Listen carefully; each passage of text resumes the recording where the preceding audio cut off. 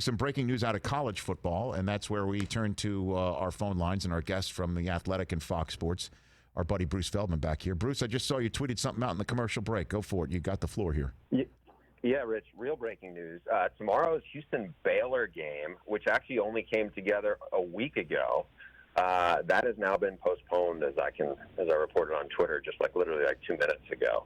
So Baylor is dealing with some COVID issues there, and so that game, maybe it'll get rescheduled, but really hard news for both schools because, for Houston, this was a game that came together quickly because their Memphis game, because of COVID issues at Memphis, got postponed. And so this is just the latest in a series of postponements. And I think what's maybe more unique about this is some people are looking at it going, well, a lot of these postponements have happened to Group of 5 games, and this involves directly a Big 12 team. So when people look at it and go, well, maybe it's the resources on the testing issue or whatever, but it's showing that this issue is infecting everybody in college football. Well, again, because, and knock on wood that we're now 17 games into the NFL season, bubbling up as professionals in an environment where you spend as a professional just multiple hours and then you go home to your home as opposed to, say, a dorm room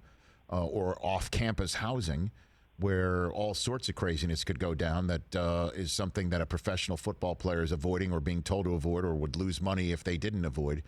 That are we learning here that this whole stuff about, hey, Big Ten's back and that we're waiting for SEC football, that this is all just par for the course? Or are we going to, what do you make of this news and how we can apply it to everything that's going on, Bruce? It's definitely more complicated with college football, Rich. You have big rosters of basically 100 guys plus, 40, 50 staff members.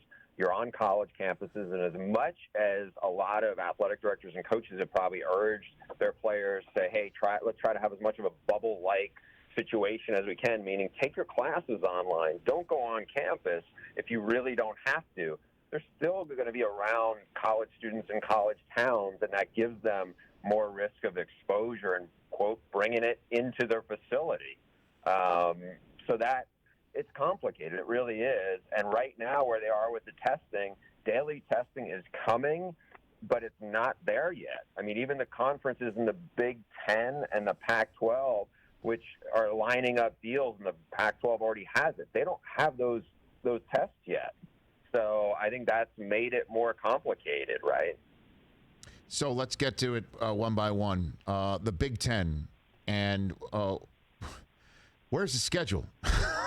I started by basically saying today it was a PR disaster the last time you put a schedule out and you canceled. Maybe to make everyone forget about the PR disaster now that it's back. Why aren't we talking about a schedule? When are we going to get that? And how did it all come together, Bruce? What happened? Well, let's start with that part first, Rich. So one of the issues I heard that they felt like they were able to address with their meetings last week through their medical experts was that they had a better handle on the myocarditis cardiac issue. And in terms of what was one of the challenges they had back in August was some of the schools did not have the protocols in place, may not have had the resources in place to address it properly, and now they feel like they have a better handle on that. They felt like there were now daily testing options more available, and that was something that I think they now feel more comfortable when they get it in place in terms of that timeline. But you're right, in terms of just the explanation of it, on the front end, it was not well handled by the Big Ten at all. So they're going to move forward. We'll see when they can put together a schedule that we know a timeline at least of, hey, they're going to be trying to play, I guess it's basically a month from now, and right through into mid/late December, so they can hopefully have teams in CFP consideration. But there's just a lot of TBDs going on. I talked to Bob Bowlesby, who's the Big 12 commissioner, and as it relates to that CFP issue and how they, who's eligible for playoff consideration. And even if they don't have many games in. They might have 3 games in. If you're talking about the Big Ten, when the first rankings come out, well, at least in theory, they would have maybe 8 games in when the final rankings actually matter before selection. But again, as Bowlesby pointed, there's no guarantees that they won't have breaks in their schedule, just like we're seeing in other leagues. And again, I think that's the challenge here. I think people look at it and go, okay, well, now they're back saying they're going to play. Well, let's keep our fingers crossed that they can and get to that point. If Ohio State goes 9-0, pardon me, the Ohio State goes 9-0, including winning a Big Ten championship game, good luck to Bowlesby and everybody else trying to keep Ohio State out because they hadn't played enough. Good luck to that. I mean, because everything I'm hearing is that there was a scarlet and gray hand pushing everything, maybe a little bit of Cornhusker red, but it really was a scarlet and gray hand that was pushing a lot to get the Big Ten to meet again and review the science that I can't imagine it changed literally in 3-4 weeks, and then find rapid testing that I'm sure the Big Ten knew existed when they decided to stop playing. It's not as if nobody in the testing business knocked on the Big Ten door and say, hey, what about us? I mean, this whole thing just, I honestly don't get it. I guess I'll be happy if it happens and everybody's safe, but good luck again to Ohio State being kept out if the Big Ten has Ohio State winning their championship, Bruce. Yeah, no, I think that if they have enough games in, look, the difference between going 9-0 versus potentially 10-0 with a non-conference game that's a mediocre opponent, I don't think that would hurt Ohio State or hurt Penn State or whoever that team, if there's a team from the Big Ten that comes out of there like that.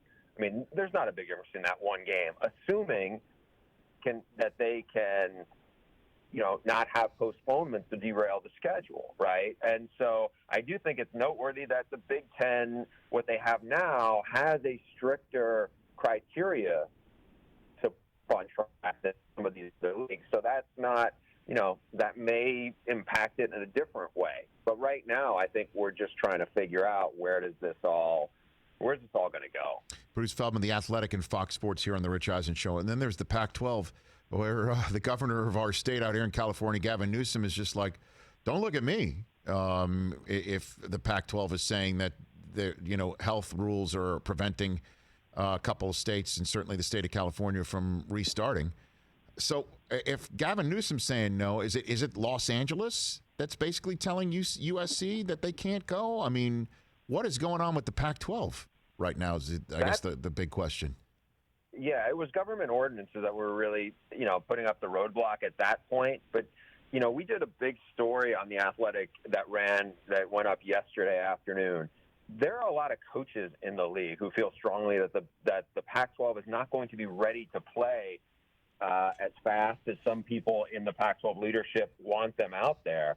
And it has more to do with, look, we have not – there's a difference between being in cardio shape and actually being in football shape. And if we're going to preach how safety and the wellness of our student athletes is the number one priority, and our guys are not ready to play football where they're going to be risked all sorts of soft tissue injuries and other kinds of things like that, then we're doing a disservice to them. And I would encourage people to look at that story at The Athletic, because some of the quotes from some of those coaches are eye-popping about basically the Pac-12 having its head up the Big Ten's you-know-what. I mean, and the language is colorful, and there's a lot of people there are coaches in the conference who are really frustrated with how all this has been handled, and the perception that it's just being shoved down their throats right now, probably faster than it's probably in the players' best interest.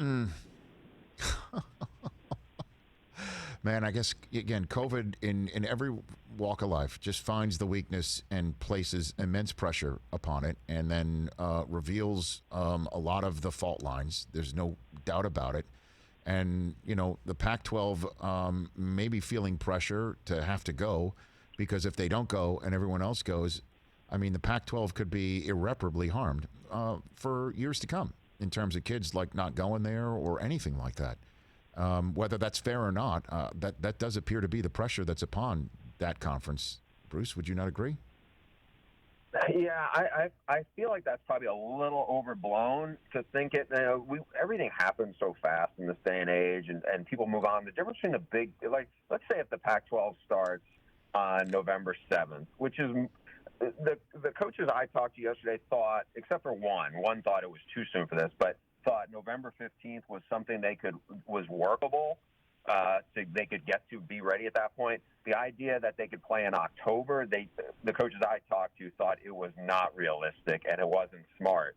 Now the difference between them playing a 6-game schedule versus a 5-game schedule, if recruits are going to hold that one game or that perception against them, where they're not going to choose those schools and they're going to go to other conferences, I don't know. That doesn't kind of pass the smell test to me. I mean, that's just an opinion, but I don't know if I would go that far.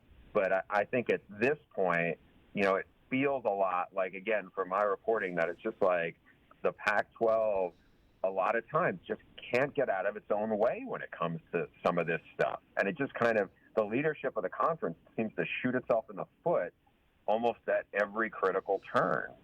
And the SEC is going, right? I mean, that's obviously the one that everyone is keeping an eye on to see what their plans are. And they're going, right? They're going and everybody's in. They're going to start on the 26th, which is a week from tomorrow. Now, look, keep in mind, Missouri has already announced that they have 12 players out for their opener against Alabama. And that number could certainly go up because they're going to have, a few more tests between now and then. So, one of the things I think people should be cautious of is going, this conference is the loser in this, and this conference is a big winner, because the SEC hasn't played a game yet, right? I mean, the Big 12 hasn't played a conference game yet, and they've already had they've already had TCU and Baylor lose games now because of what's gone on. So it's going to be, going to be a long, bumpy ride, I'm afraid. Yeah, it's such a shame.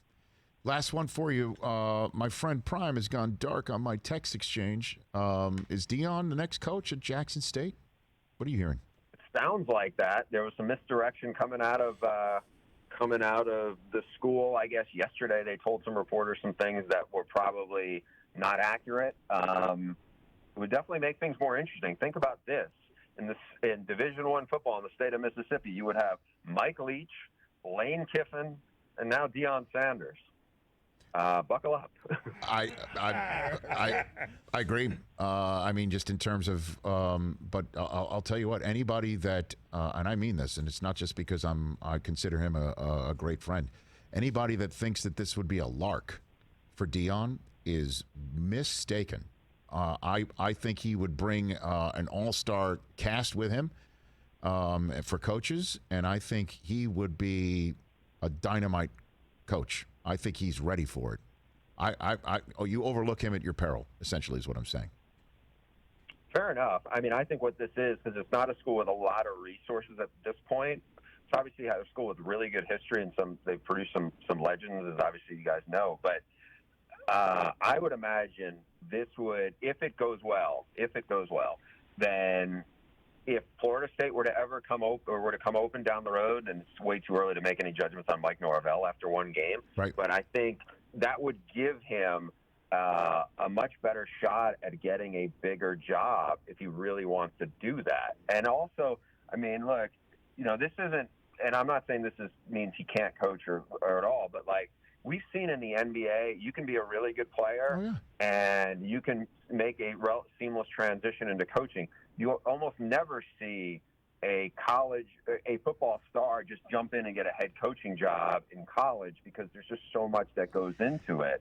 So there's usually a step along the way that you probably have to take to kind of get up to that point, and maybe this is that step for him. Bruce, thanks for the call. Be safe. Where are you? Are you anywhere this weekend? Where are you going? I am in studio, and so it'll be interesting to watch some of the games. But like as I said, it's going to be a fascinating ride. Bruce, thanks for the call. You take care of yourself. My pleasure. We'll Thank chat soon. You got that's Bruce Feldman, Fox Sports, The Athletic. Hey, you watched all the way to the end. Thanks for that. Watch more right here.